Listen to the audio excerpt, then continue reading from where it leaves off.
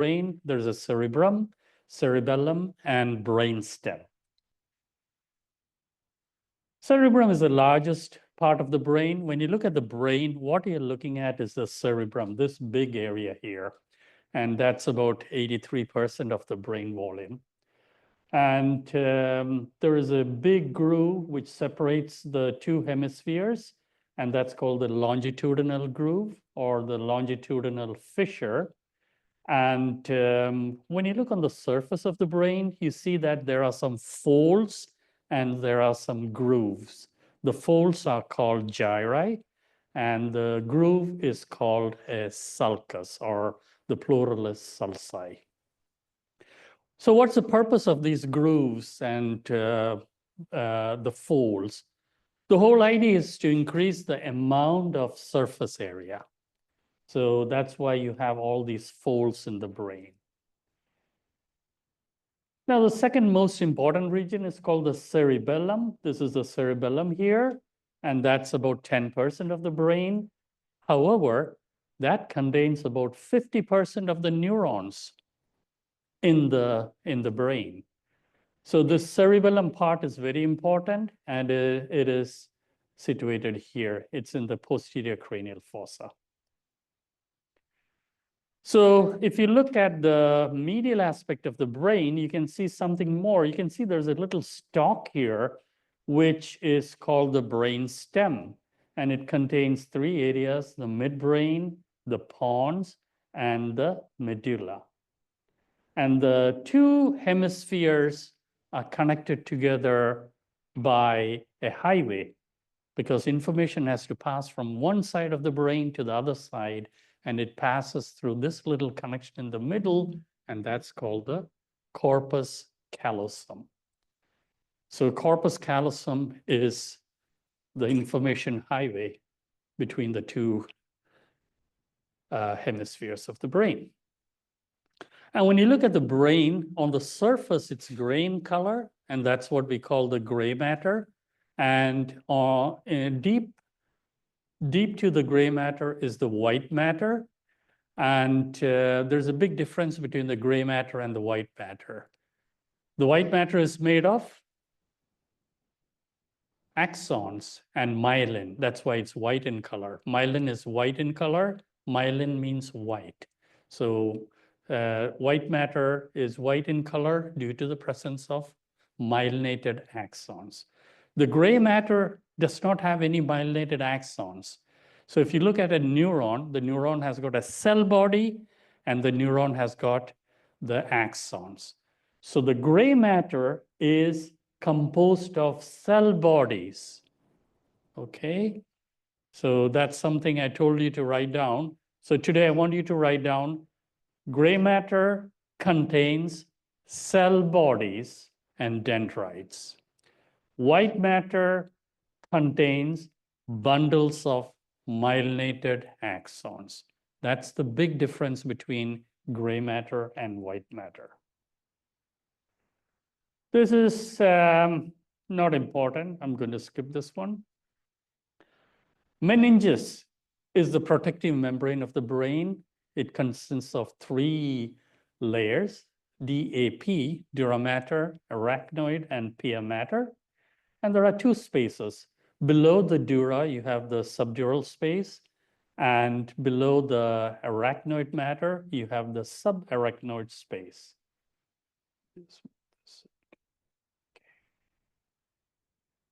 Okay. So between the dura and the arachnoid is the subdural space. Between the arachnoid and the pia mater is the subarachnoid space, subdural space and subarachnoid space. Meningitis is a serious disease. It's a condition where you have an infection. It could be a bacterial infection. It could be a viral infection. It could be some kind of infection that affects the meninges.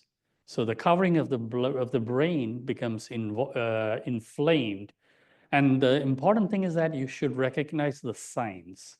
The signs of meningitis is the person will have a severe headache, intense headache. They'll be drowsy. They have high fever. And also, they have a stiff neck. It's called neck stiffness. So these are the signs of meningitis. So if you have somebody in the family who is having these features, then you have to think seriously about meningitis and immediately take the patient to the ER. So I told you it's due to bacterial or viral infection. And to diagnose meningitis, you have to take a sample of the cerebrospinal fluid, and you have to examine that under a microscope and see whether there's any bacteria or virus involved in the CSF. Now, coming back to the dura has got two layers. The dura has got an outer layer, which is called a periosteal layer, and it's got an inner layer, which is the meningeal layer. And at certain areas, these two layers separate, and that's where there is a collection of blood, or there is a path through which the blood can flow, and that's called a dural sinus. And the biggest dural sinus is the one on the top here. That's called the superior sagittal sinus. There are many more sinuses, but superior sagittal sinus is one of the most important ones. Again, the dura can fold and it can extend inwards. And you can see here, the dura is actually extending inwards and it's separating the two hemispheres, the two cerebral hemispheres. And that little curtain is called the falx cerebri. So the falx cerebri separates the two cerebral hemispheres, and the falx cerebelli separates the two cerebellar hemispheres. And the cerebellum is separated from the cerebrum by the tentorium cerebelli. These are all membranes, the dural folds, which is produced by the dura mater.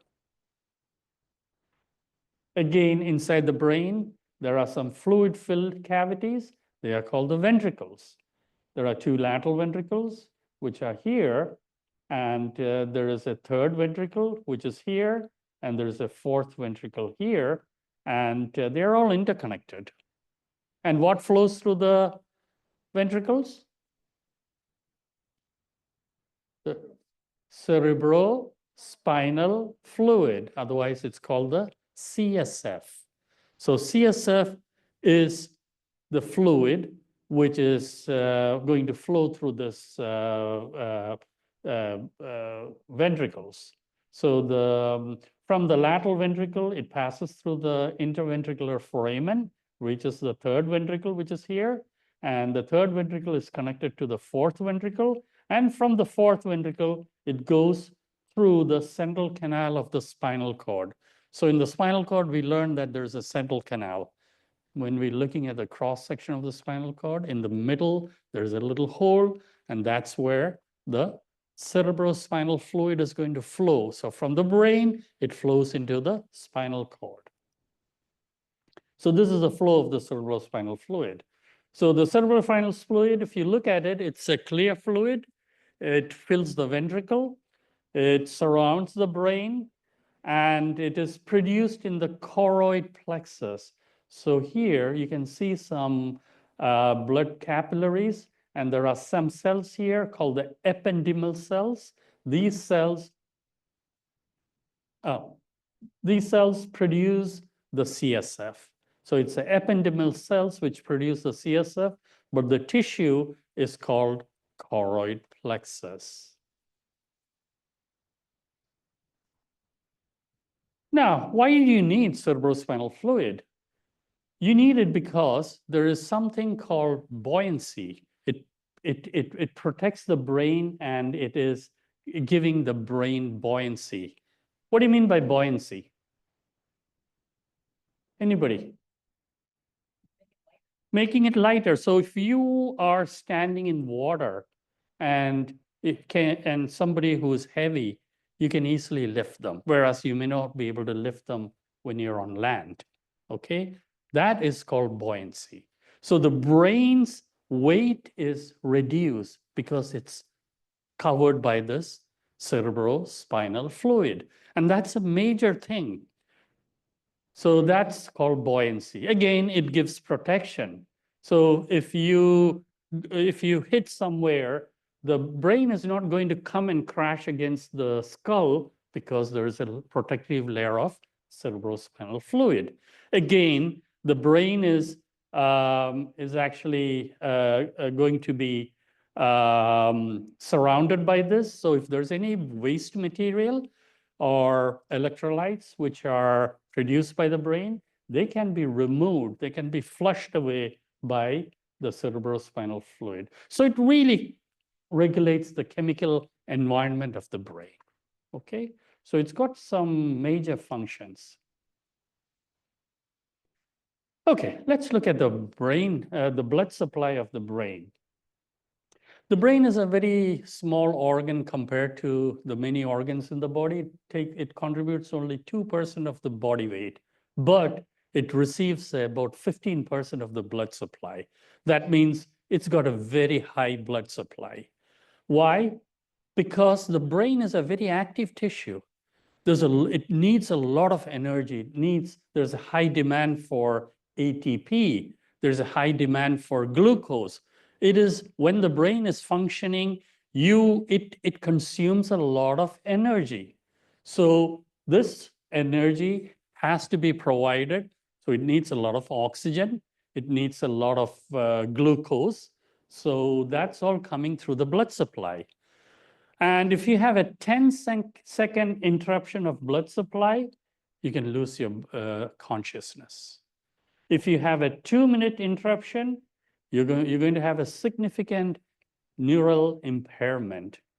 And a 4-minute interruption of blood supply, you're going to have severe brain damage, which could be irreversible. So that's how important. So due to the high metabolic demand, and there's no reserves in the brain. In the liver, you have a lot of glycogen and all as reserves. So if the body needs it, the liver can release it, but not in the brain. Brain does not have any reserve. So it has to have a good blood supply. And it's a very vulnerable organ. Again, we said the blood supply is very, very important, and brain has got a good blood supply, but there's something called a blood-brain barrier, because the blood-brain barrier is essential. Otherwise, bacteria can enter into the brain. The bad guys can enter into the brain through the blood supply. So there's something preventing them, and that's the blood-brain barrier. And this blood-brain barrier is created by a cell which we studied, astrocytes. So the astrocytes create that blood-brain barrier. And the blood-brain barrier is very permeable to certain things like water, easily can enter, glucose can easily enter, oxygen, carbon dioxide, alcohol. That's why if you have a couple of drinks, you're going to get a little good feeling, because it can pass through the blood-brain barrier. Anesthetics can pass through, nicotine can pass through, caffeine can pass through. So these are the things that can easily pass through the blood-brain barrier. And here you can see this is an astrocyte. This is what we were talking about. That creates the blood-brain barrier. But more important than that, sometimes the blood-brain barrier can be a hindrance, especially if you have a brain cancer and you want to give drugs to the brain. Most of the drugs don't reach the brain. You're going to give the drug through the vein, right? You give it through the vein, it passes, it goes into the blood, passes through the heart and all.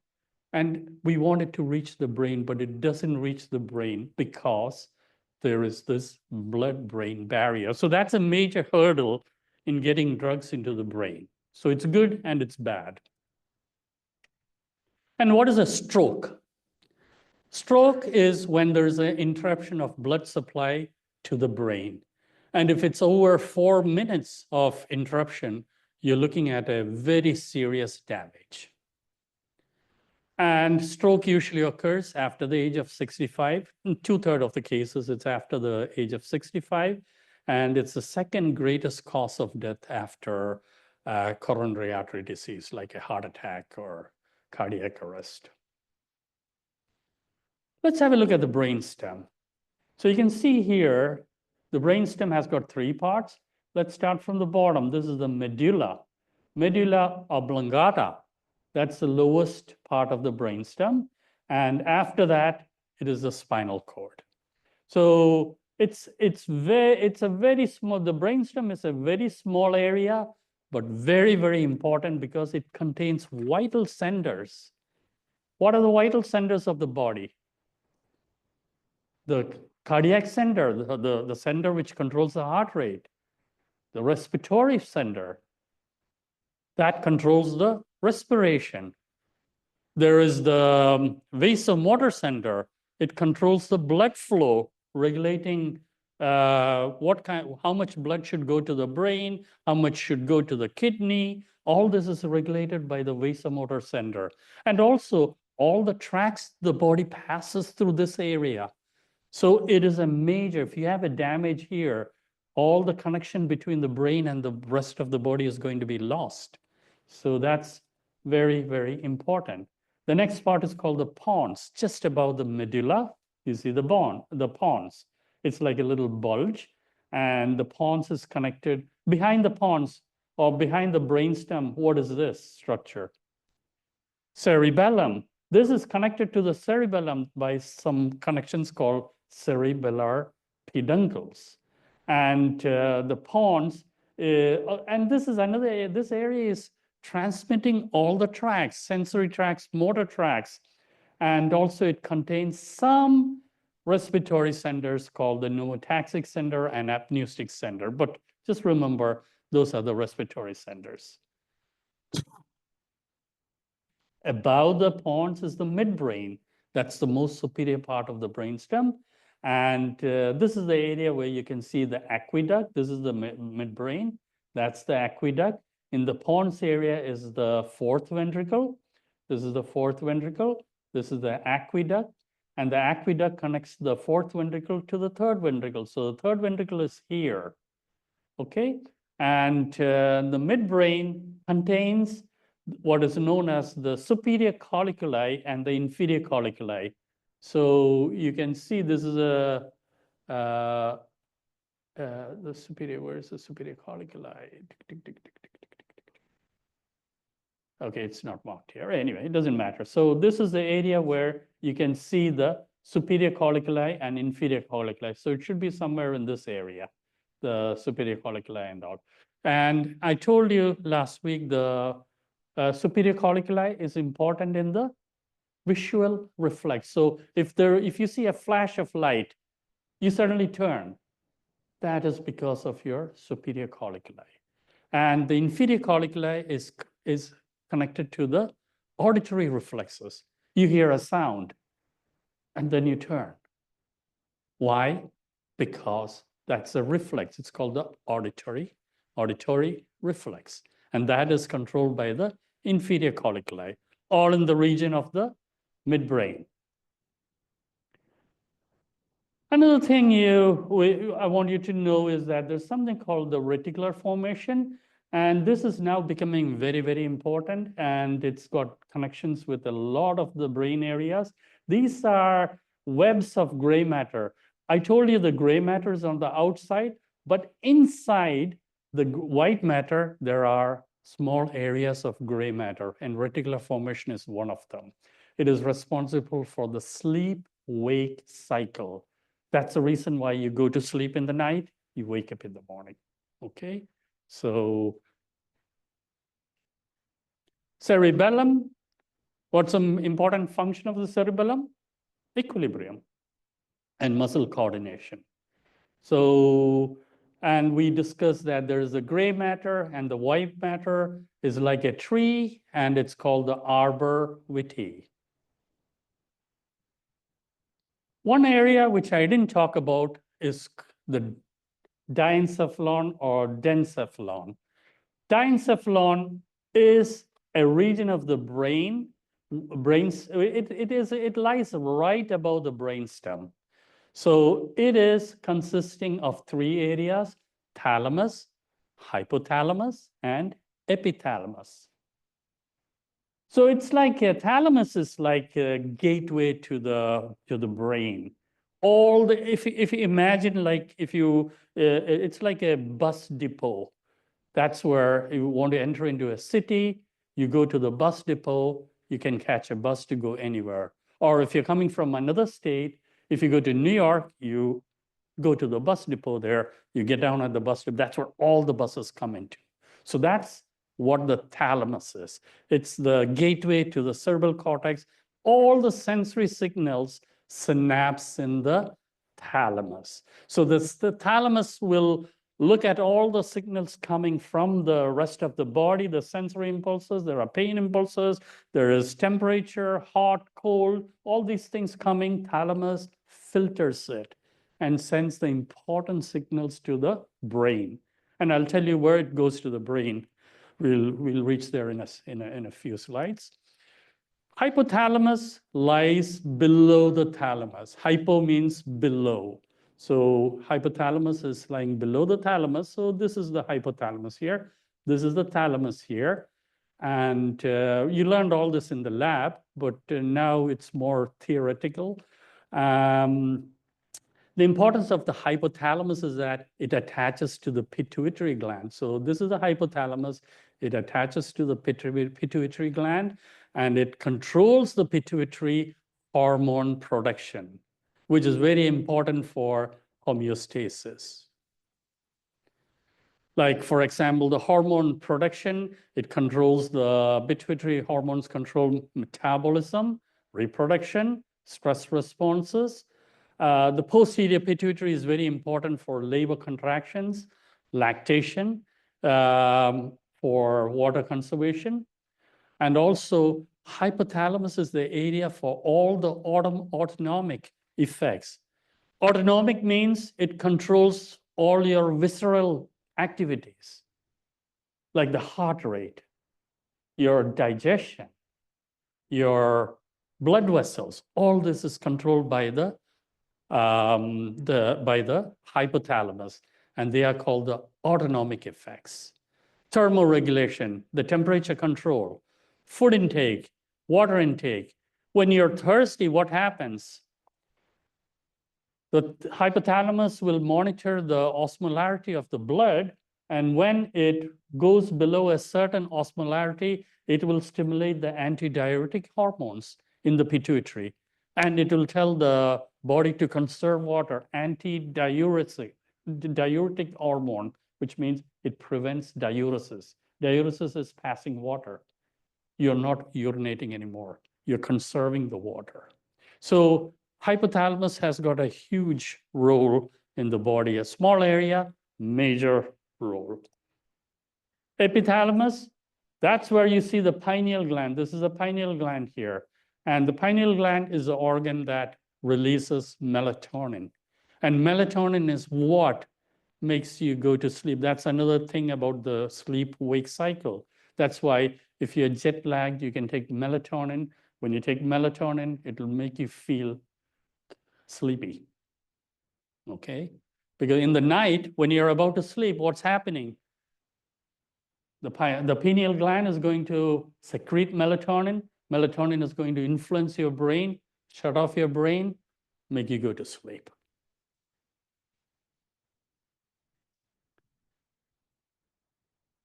Cerebrum is the most important part.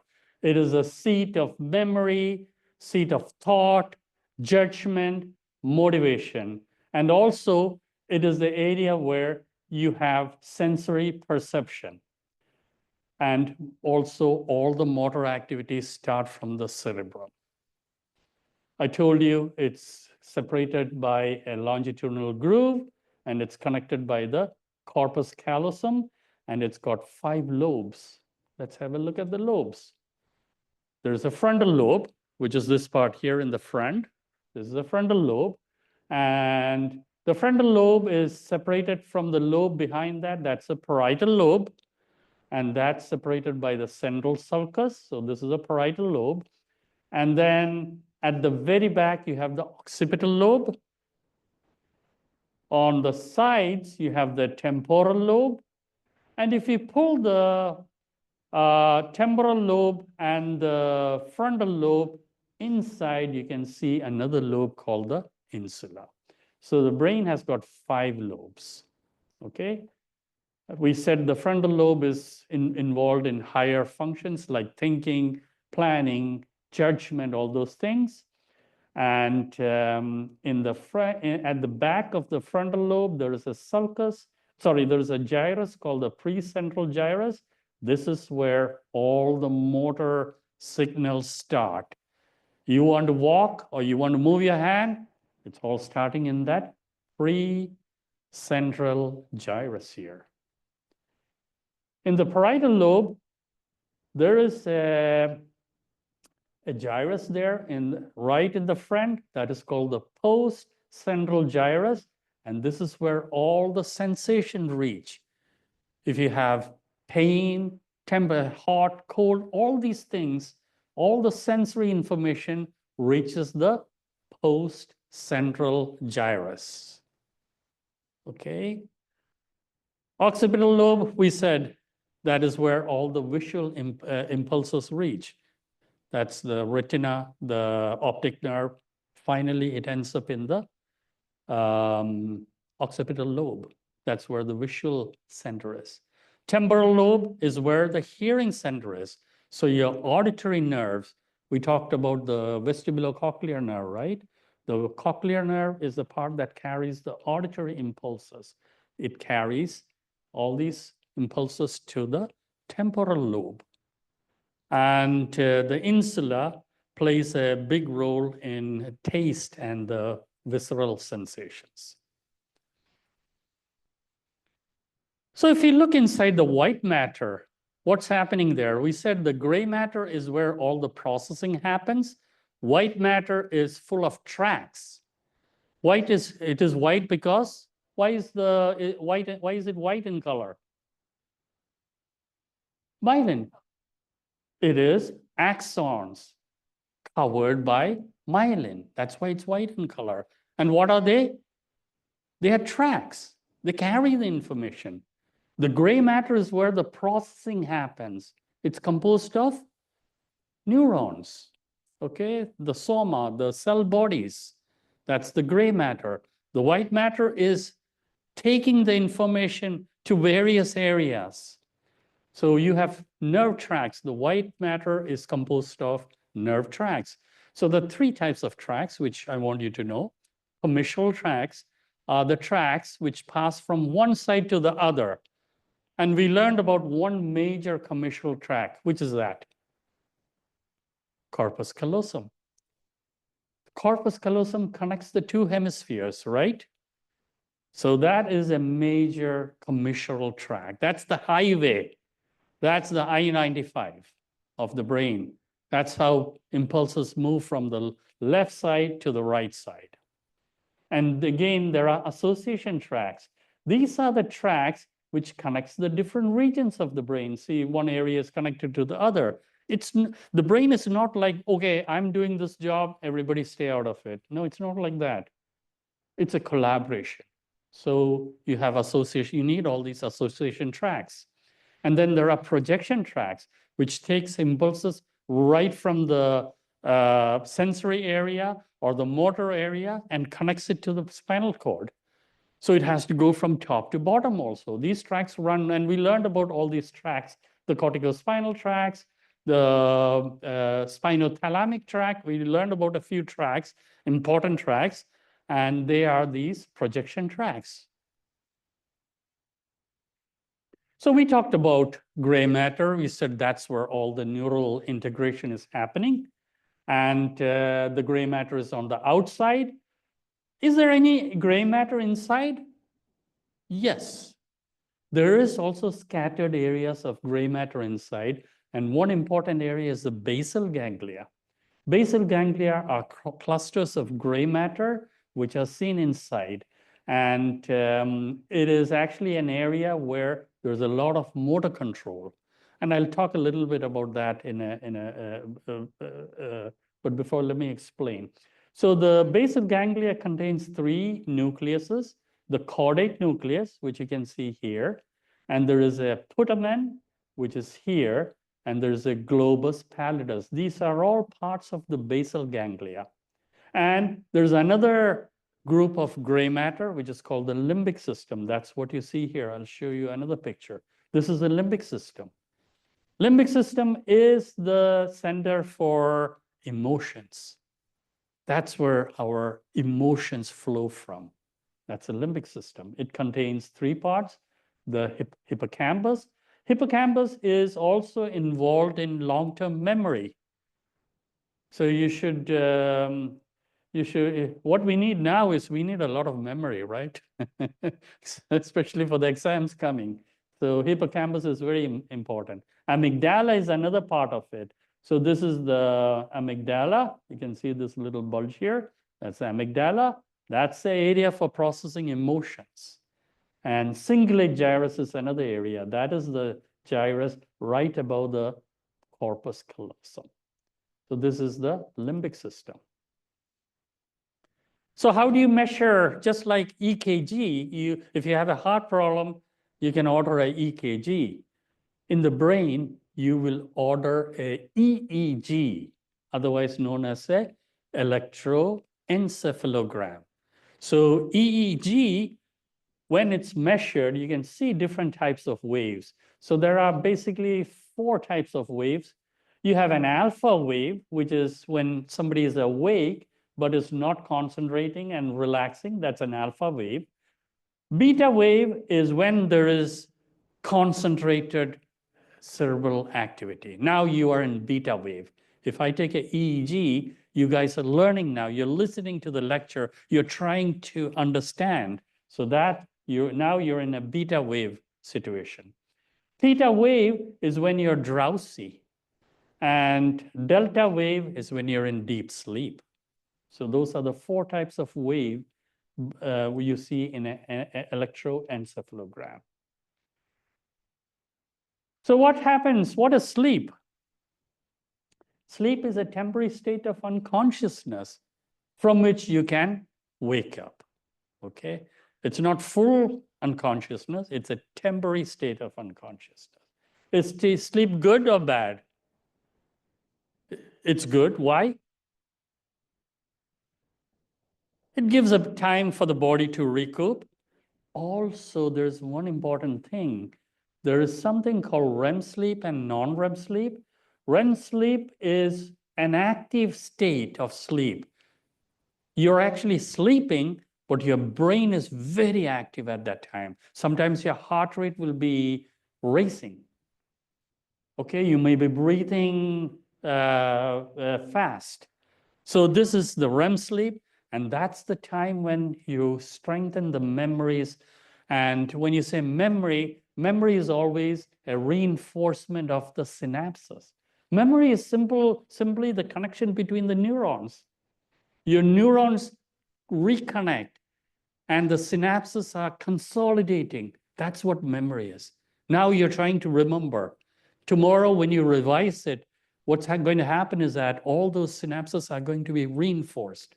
That's how you can answer the questions in the exam. So you need that reinforcement. And also sleep is important. REM sleep is the time when your memory consolidates. So there's no point just studying. You also have to sleep. So REM sleep is a time when there is an active brain is very active.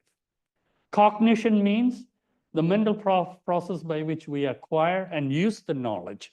So you're learning something now, you can use that tomorrow for some reason. For example, somebody is having a headache, having high fever, having a little bit of drowsiness. You can say, hey, that sounds like meningitis. Yeah, you need to go to a doctor straight away. Forgetting is when you want to eliminate trivial information, that's forgetting. But there's a difference between, there's something called amnesia, which is a defect in memory. And amnesia can be anterograde or retrograde, not important. Again, Let me talk a little bit about the primary sensory cortex, which is actually the precentral gyrus. So this is a primary, sorry, the postcentral gyrus. This is the sensory cortex is behind. That is a primary sensory cortex, and the motor cortex is in front, and that is called the precentral gyrus. Okay, so this is a central sulcus, the one that divides the frontal lobe from the parietal lobe. And there are two gyri here, which is very important, out of which the sensory one is the one behind the central sulcus. This is called the post-central gyri. Okay, post-central gyrus. And if you look at the post-central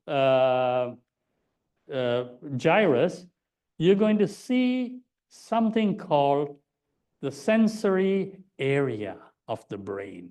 And we call that a sensory homunculus. The reason why we call it a sensory homunculus is because if you map that area, you find that different body areas are mapped on the post-central gyrus.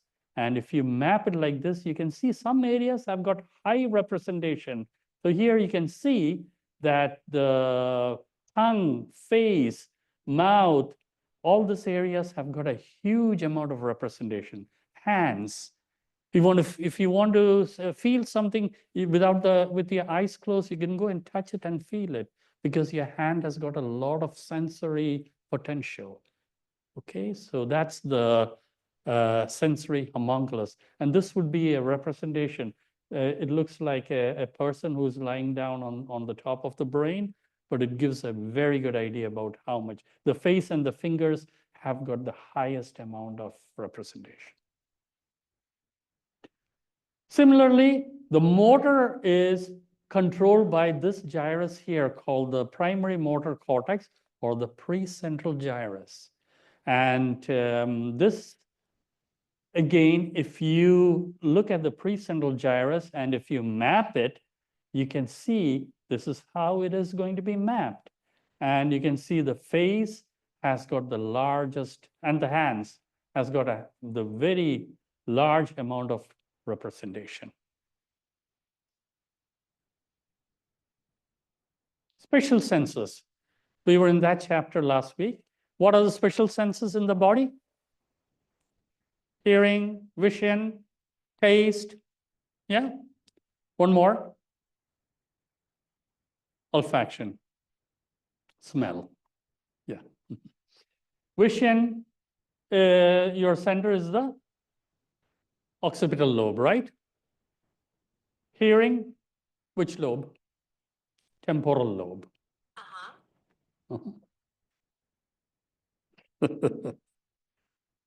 Okay. Olfactory, smell, again in the temporal lobe, and taste is in the parietal lobe. Yeah. Cerebellum is very important in motor coordination. So what does the cerebellum do? So your brain, if you want to walk, your precentral gyrus is going to make a program to walk, okay? And let's say I want to walk up to here and I want to take this bottle of water. So my brain is telling me, move 2 feet, take it. But when I was about to take it, Patricia now moved the bottle. My brain has to reprogram the whole thing. That is happening in the cerebellum. Okay, so the cerebellum is telling me now, no, you have to move to the left another 4 feet to catch the bottle. So information initially that came from the brain is now modified by the cerebellum, and a new program, because I can see or I can feel, or there's proprioception, there are many sensory input that's going into the brain, and all these sensory input will reach the cerebellum. Cerebellum will make another program, inform the the precentral gyrus, and the original program is now modified. So there's a lot of activity going, information is going to and fro very fast. And that's how we function. So the function of the cerebellum is to receive information from the joints and the muscles, reassess the situation, and if there's a discrepancy between the intended movement and the performance, you have to make some corrections. So if you have some lesion in the cerebellum, you can have a clumsy, awkward gait, and that's called ataxia. So that's a picture of a person who has got some cerebellum lesion. Again, language. Language means you have an understanding of spoken words or written language. And that is because you have something called the Wernicke's area, which is in the temporal lobe. This is the Wernicke area. That's how you can understand. When I'm talking, you're understanding because your Wernicke area is active at that stage. However, if you want to talk, you need the muscles. You need some impulses to reach the muscles of your lip, tongue, and that is going to be controlled by another area called the Broca's area. So the Broca's area generates the speech. It sends impulses to the muscles, to the glottis, cheek, lips, makes you speak. And that is located in the frontal lobe. So you have two areas for language. One is the Wernicke area, and the other one is the Broca's area. Both are important, two different functions. Again, there's something called cerebral lateralization. That means even though the brain has got a left and right hemispheres, they are not identical. They look identical, they look the same, but they are functionally, they are different. The left side of the brain is more analytical. So if you want to do math or science, you're going to use more of the left cerebral hemisphere. But if you look at the right cerebral hemisphere, it's a seat of imagination. If you want to study music or do some artistic stuff, then you have to use your right cerebral hemisphere. This is what we call cerebral lateralization. So each hemisphere is specialized for different tasks. Again, when we think about the brain, we have to learn about the cranial nerves. And there are 12 cranial nerves, and they all exit the brain through various foramen, and they connect to the different areas in the head and neck. And the first nerve is called the olfactory nerve. We learned about that in the lab. It's a sensory nerve for smell, and it's located in the roof of the nose. There's a bit of a small patch of epithelium called the olfactory epithelium. And inside the olfactory epithelium, there are receptors for smell. And from the receptors, there are nerves coming. The nerves reach the olfactory bulb. There's a little thickening called the olfactory bulb. It has to pass through the ethmoid bone. And this bone here contains a lot of holes for the nerves to pass. So it's called a cribriform plate. Cribriform means sieve. So it's like a sieve. So it's called the cribriform plate. From there, it goes into the olfactory tract. And where does it end? Olfaction? In the olfactory area in the temporal lobe. Okay? So make sure you understand which lobes is connected with which sense. Okay? So make a little list of it and try to connect it. Optic nerve is cranial nerve number 2. This is for vision. And from where are the nerves in the eye for vision? Yeah, that's where it reached, the occipital. But where does it come from in the eye? The retina. Yeah. The retina of the eye picks up the sensory impulses and takes it to the brain. And the brain tells you, okay, now you're seeing a screen, you're seeing the brain there. So it's the the optic nerve that carries the information. Oculomotor nerve, it controls the eye movement. It controls all the muscles, most of the muscles that move the eye. It also causes pupillary constriction and also the accommodation. What do you mean by accommodation? So when you're looking at an object, your lens tends to be either, it'll be like this, it'll be like a convex, or it could go flat. And this is controlled by these pupillary muscles. So the pupillary muscles will pull it and make it flat, or sometimes it won't pull it, it will leave it, and then it becomes more convex. So the light can focus at the right place. This is what's called accommodation. So that's why you can see, I can see Tiana here in the front, and I can see Luna, right? Yeah, I can see both of them. I can focus on both of them because I have accommodation. Okay, if my lens was like this, it was not moving, I would only be able to focus on one point. Beyond that, I won't be able to focus. So that's accommodation. So if you have a damage of the oculomotor nerve, you will have loss of accommodation, and your pupils will become dilated because there's no constrictors there. The constrictors causes the constriction of the pupil. So when you're in bright light, the pupils will constrict to prevent a lot of light from entering into the eye. Trochlear nerve. This is the nerve that supplies a muscle which helps you to copy. So if you're in an exam and you want to look at your neighbor, you can use that nerve, the trochlear nerve.